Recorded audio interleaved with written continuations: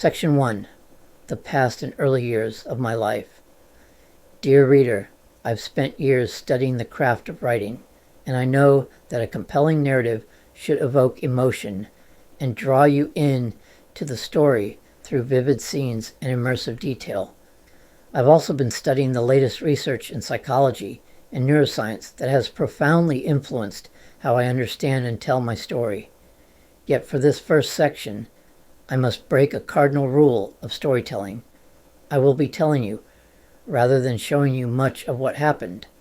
This isn't a failure of memory or craft, but a consequence of survival.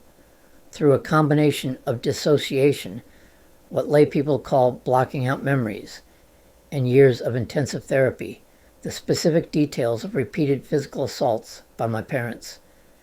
And yes, I use the word assaults deliberately, as these were not punishments, but acts of violence, have been processed, metabolized, and in many cases dissolved. What remains are the memories of having nightmares about these events, the somatic imprints of fear, and the knowledge that these things happened without the accompanying sensory details that would make for gripping narrative. When my sister engages in gaslighting about our childhood, the confusion isn't about which particular incident she's disputing. It's that there were so many that they blurred together in a haze of normalized terror. This section chronicles my journey through shyness, social anxiety, and what might be best characterized as social phobia, a fear so complete that it required total avoidance. Paradoxically, by avoiding what I feared most, I never experienced the typical anxiety symptoms others describe. No sweaty palms, no racing heart as I contemplated asking someone on a date. Instead, there was simply absence, a void where connection should have been.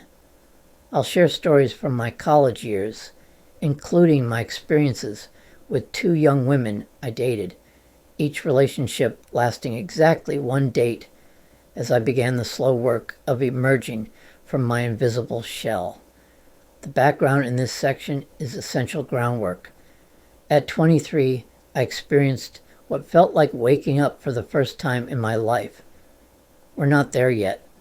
That awakening, that full immersion into living, that begins in section 2, where the narrative becomes what you'd expect from a memoir: immediate, sensory, emotionally resonant.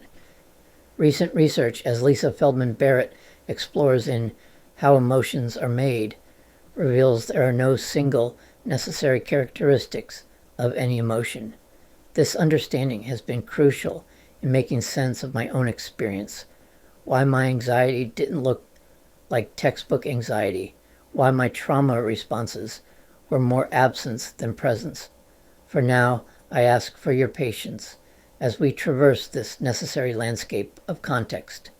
Think of this section as the foundation upon which the house of my story will be built.